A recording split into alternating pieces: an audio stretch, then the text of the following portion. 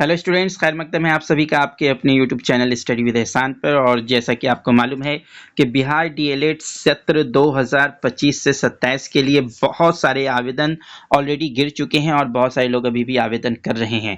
और इसमें जो आपका सिलेक्शन होना है वो इंट्रेंस एग्ज़ाम के बेसिस पे होना है, यानी कि एंट्रेंस एग्ज़ाम में आपको बैठना है और उस एग्ज़ाम में आप जितने मार्क्स लाएंगे वो डिसाइड करेगा कि आपको कौन सा कॉलेज मिलेगा और कहाँ मिलेगा। कौन सा कॉलेज का मतलब आपको सरकारी कॉलेज मिलेंगे या फिर प्राइवेट कॉलेज मिलेंगे। तो इस पे आपको ये देखना है कि 120 नंबर का जो आपका ये एंट्रेंस एग्जाम होगा, प्रवेश परीक्षा जो आपकी होगी, उसमें जिन लोगों ने उर्दू रखा है तो 25 सवालात जो होंगे उर्दू से होंगे। तो ये 25 नंबर, 120 नंबर में ये 25 नंबर बहुत बड़ा मायने रखता है, बहुत ही ज़्यादा अहमियत रखता है। तो ये 25 सवाल आप कैसे बना सकते हैं, तो मैं आपको बताऊं कि उर्दू की तैयारी आपके अपने इस चैनल पर कराई जाएगी और सिर्फ 20 टॉपिक ऐसे हैं जो आप पढ़ लेंगे तो आप ये 20 टॉपिक पढ़ लेने के बाद ये 25 क्वेश्चन आप बहुत ही आसानी से बना सकते हैं। तो वो कौन कौन से 20 टॉपिक हैं आज के इस वीडियो में हम लोग देखने जा रहे हैं। तो चलिए वीडियो को शुरू करते हैं। अगर आप चैनल पर नए हैं तो चैनल को सब्सक्राइब कर दें और वीडियो पसंद आए तो इसे लाइक और शेयर ज़रूर कर दें। तो पहला टॉपिक आपका जो है वो है कलमा और इसकी किस्में। कलमा, तो मैं आपको बताया था कि लफ्ज़ मौजू, लफ्ज़ दो तरह के होते हैं, मौजू और मुहमल। तो लफ्ज़ मौजू को ही आपका क्या कहते हैं, कलमा कहते हैं। और कलमा की कितनी किस्में हैं, तो कलमा की आपकी 3 किस्में हैं। कलमा की 3 किस्में हैं। कौन कौन सा है, इस्म, फेल और हर्फ। तो ये आपको पढ़ना है कलमा और उसकी किस्में। तो पहला टॉपिक ये आपका हो गया। दूसरा टॉपिक जो आपको पढ़ना है वो इस्म और इसकी किस्में।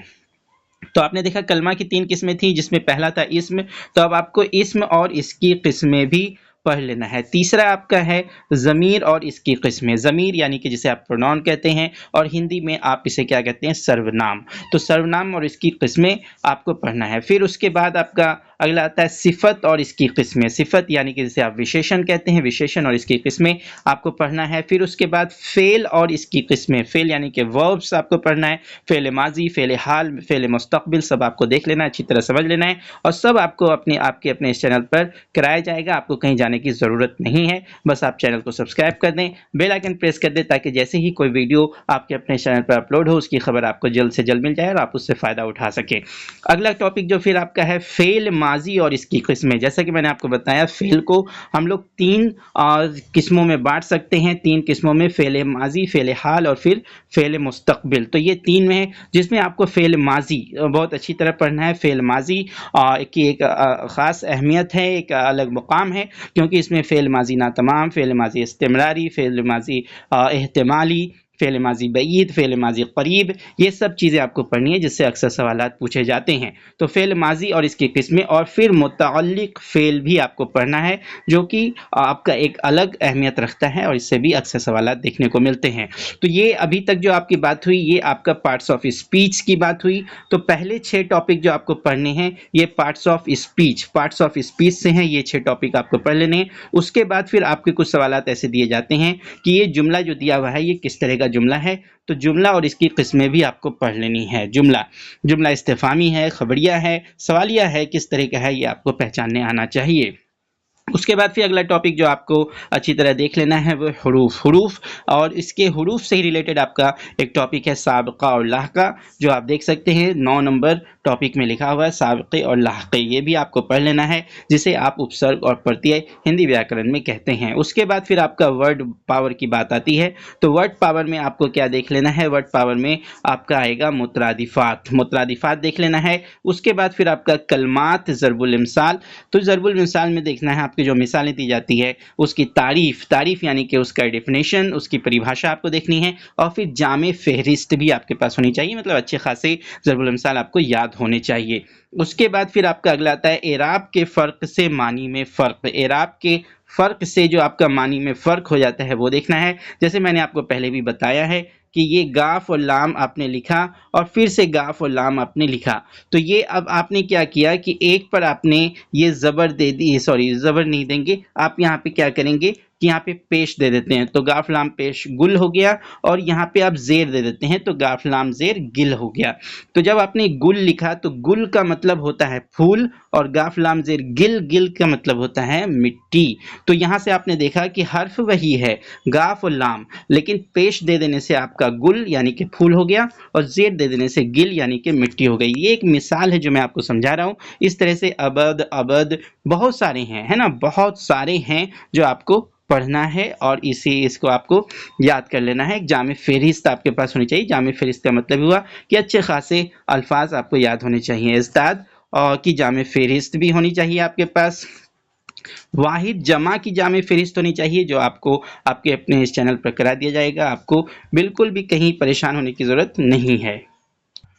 तो आपने देखा है इराब के फ़र्क से मानी का फ़र्क आपने देख लिया। गुल और गिल में क्या फ़र्क है। फिर इज़दाद की जामे फ़हरिस्त मैंने आपको बता दिया। वाहिद और जमा की भी जामे फ़हरिस्त आपके पास होनी चाहिए, मतलब अच्छे खासे 200-300 लफ्ज़ के इज़दाद भी आपको याद हों, और अच्छे खासे 200-300 लफ्ज़ के वाहिद जमा भी आपको याद हों। इराब से मुतल्लिक 50 से 60 लफ्ज़ ऐसे हों जो आपको मालूम हो। अबद अबद में क्या फ़र्क है ना, इराब के फ़र्क से क्या हो जाता है, ये सब आपको मालूम होना चाहिए। बहुत ही इंटरेस्टिंग है स्टूडेंट, बहुत ही आप जब पढ़ेंगे, जब मैं आपको क्लास कराऊंगा तो आप देखिएगा कि बहुत ही उसमें आपको मज़ा भी आएगा, और देखते ही देखते आपकी तैयारी भी हो जाएगी। एराबो अलामात और उनका इस्तेमाल हर्फ बरदही। एराबो अलामात, तो अब आपको इसमें इमला से रिलेटेड आपको क्वेश्चन आएंगे। सही स्पेलिंग, किसी भी लफ्ज़ का सही स्पेलिंग क्या है वो आपका आएगा।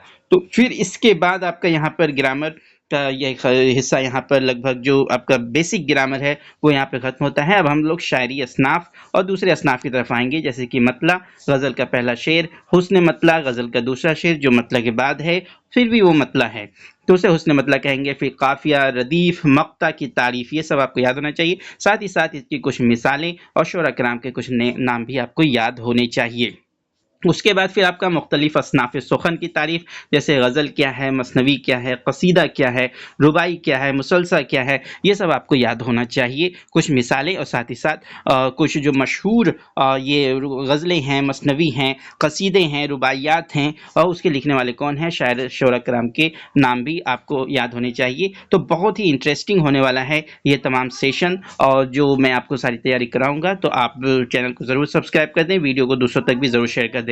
उसके बाद बात यहीं पे ख़त्म नहीं होती है। आपको मरसिया क्या है, आज़ाद नज़म क्या है, नज़्म मुअर्रा क्या है। जैसे कि मैंने आपको पहले ही बताया है कि नज़्म को 4 किस्मों में बांटा गया है। 4 किस्म के नज़्म होते हैं। तो क्या है, पहला आपका क्या है, नसरी नज़म है, आज़ाद नज़म है, नज़्म मुअर्रा है, और एक पाबंद नज़म है। तो ये 4 तरह की नज़्में हैं। तो सब में क्या फ़र्क है ये सब आपको देखना है। और फिर आपका सवाल आता है खुतूत नवेसी और मज़मून निगारी। तो अब यहाँ पे सवाल आता है कि आपके तो ऑब्जेक्टिव क्वेश्चन आएंगे, तो कुछ बच्चे पूछते हैं कि उसमें खतूत नवेसी कहाँ से आ गया, मजमून निगारी कहाँ से आ गई। मजमून लिखने तो आपको देगा नहीं, खतूत लिखने तो आपको देगा नहीं, तो इस तरह के सवाल कहाँ से आती हैं। तो उनका सवाल बिल्कुल दुरुस्त है, लेकिन आपको ये खत और मजमून लिखने का स्किल होना चाहिए। कई दफ़ा आपका लिखने तो नहीं देता है, लेकिन उससे आपका सवाल पूछ लेगा। बिल्कुल जिस तरह से कोई एक मजमून दे देगा, इसका सही उन्वान क्या है, तो सही उन्वान आपको सिलेक्ट करना होगा। 4 ऑप्शंस आपके गिवन होंगे, उसमें सही उन्वान आपको सिलेक्ट करना पड़ेगा। तो ये आपका ये सवाल भी मजमून निगारी से हो गया। तो देखा आपने कि ये 20 टॉपिक, और जब क्लासेस होंगी तो और भी बातें आपको वाज़ेह हो जाएंगी, बातें क्लियर हो जाएंगी। तो ये 20 टॉपिक्स अगर आप पढ़ लेते हैं, तो जैसे ही आपका 25 सवाल जो भी आपको दिए जाएंगे, तो आप देखते ही देखते 10 मिनट में ये 25 सवाल पूरा बना लेंगे, और इंशाल्लाह सही सही बना लेंगे। तो चलिए, जल्द ही आपकी क्लासेस शुरू होने वाले हैं, आज से ही शुरू होने वाले हैं। तो आप वीडियो को लाइक और शेयर तो करें ही, चैनल को भी सब्सक्राइब ज़रूर कर दें। बहुत बहुत शुक्रिया।